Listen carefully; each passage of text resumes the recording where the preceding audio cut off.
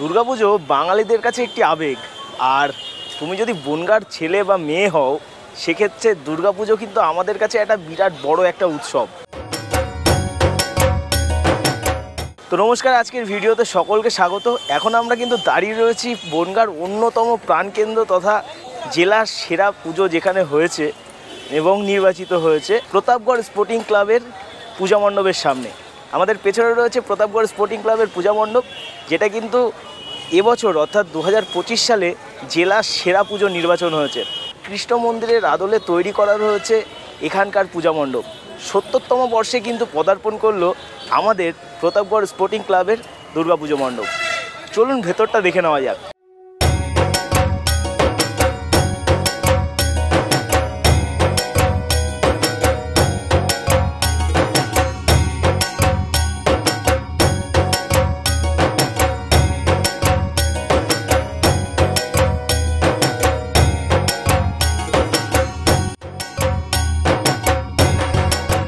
এই মুহূর্তে আমরা দাঁড়িয়ে রয়েছি বনগাঁর অন্যতম একটি বিখ্যাত পূজা মণ্ডপ 3 নম্বর টালিখোলা হেগিয়ে চলো সংঘের পূজা মণ্ডপের সামনে। এবছর তারা 70তম বর্ষে বিশেষ আকর্ষণ স্বামী নারায়ণ মন্দির।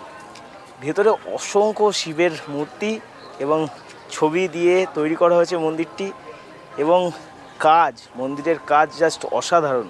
তোমরা ভেতরটা দেখলেই বুঝতে পারবে।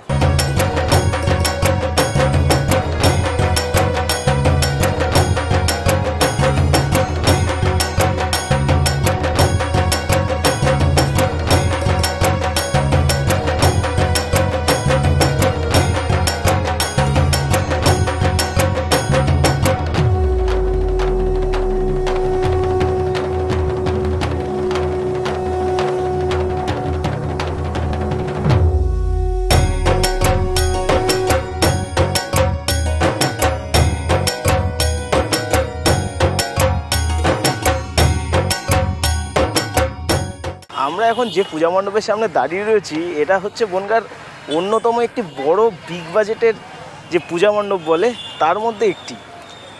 করোনার আগে এখানে যে পরিমাণ বড় পুজো হতো, তারপরে কিছুটা একটু ক্ষীণ হয়েছে, তবে এখনও বনগাঁর মানুষের কাছে কিন্তু একটা অন্যতম জায়গা হয়ে দাঁড়িয়েছে শিমুলতলা স্পোর্টিং ক্লাব অর্থাৎ আয়রন গেট স্পোর্টিং ক্লাবের পূজা মণ্ডপ।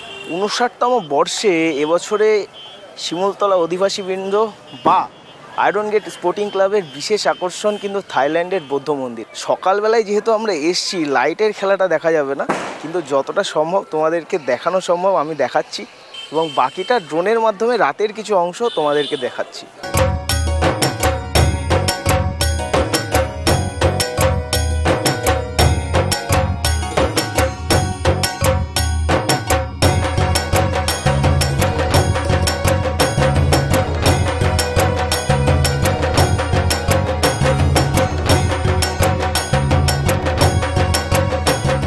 এবার আমাদের গন্তব্য কিন্তু খবরের কাগজ অর্থাৎ বনগাঁর অন্যতম সেরা পুজো মণ্ডপ উজ্জ্বল সংঘ। এবারে তাদের বিশেষ আকর্ষণ প্রায় 1 কুইন্টালেরও বেশি খবরের কাগজ দিয়ে তৈরি করা হয়েছে পূজা মণ্ডপ।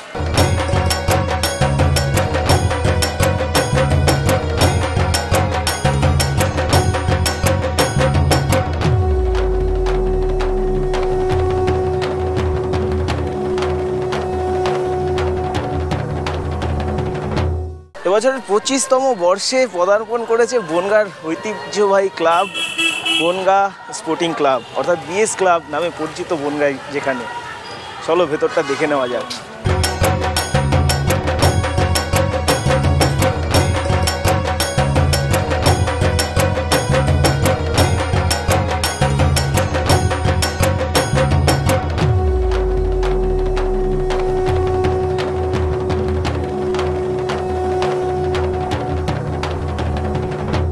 যারা বনগাঁর বাইরের থেকে দেখছো, কি করছো, চলে এসো বনগাঁতে। এবছর হয়নি ঠিক আছে, পরের বছর কিন্তু অবশ্যই বনগাঁয় এসো। বনগাঁর পুজো মণ্ডপ কিন্তু বিশ্বের মধ্যে 2য় স্থানে থাকে। কলকাতার পরে আমাদের বনগাঁ কিন্তু একটা অন্য রকম লেভেলের দুর্গাপুজো উপহার দেয় গোটা ভারতবাসীকে। বনগাঁ শহরের মধ্যে আমার সবথেকে বড় কথা, আমার ব্যক্তিগতভাবে খুব পছন্দের একটি পূজা মণ্ডপ হচ্ছে আমরা এখন যেখানে দাঁড়িয়ে রয়েছি 11ই পল্লী যুবগোষ্ঠী পূজা মণ্ডপের সামনে।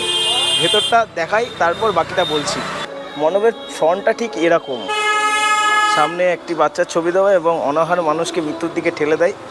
সামনে বেশ কিছু থালা, মানে হাতে থালা নিয়ে দাঁড়িয়ে রয়েছে। আর এইখানটায় মহাদেব, এবং মহাদেবের উপরে কিন্তু রয়েছে দুধের ক্যান, মানে দুধের ক্যান থেকে মহাদেবের মাথায় দুধ পড়ছে এবং তারপরে সবাই হাত পেতে রয়েছে সেই দুধটা নেওয়ার জন্য।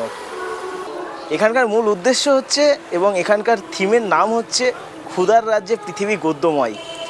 এটা অন্যরকম লেভেলের কিন্তু পূজা মণ্ডপ এটা করেছে এবছর।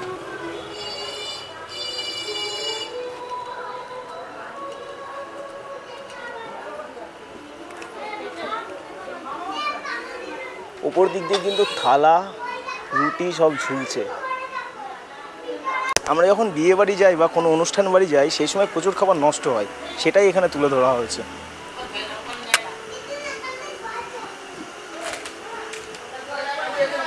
বিয়ের মণ্ডপের একটি চেয়ার, সামনে খাবার পড়ে রয়েছে, মানে ওয়েস্টেজ খাবার পড়ে রয়েছে।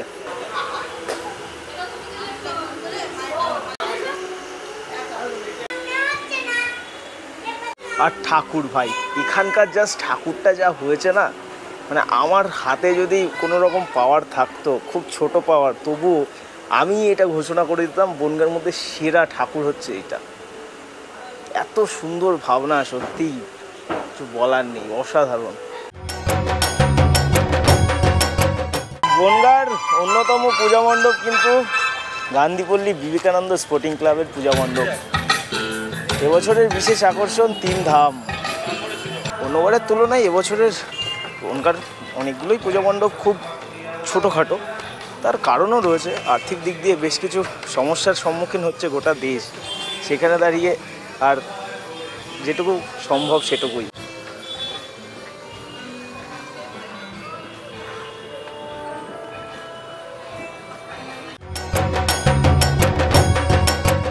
এই মুহূর্তে আমরা যেখানে এসে পৌঁছেছি সেটার বনগাঁর একটু পাশে, অর্থাৎ বনগাঁ শহরে ঢুকতে গেলে যেটা প্রথম পড়ে ইউনাইটেড স্পোর্টিং ক্লাব, অর্থাৎ ঠাকুরপল্লীর কাছে।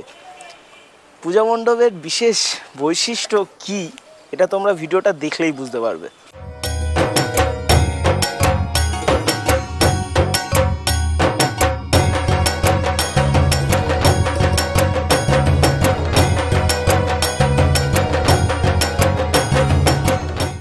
গ্রাম্য পরিবেশের আদলেই কিন্তু তৈরি করা হয়েছে এখানকার পূজা মণ্ডপ।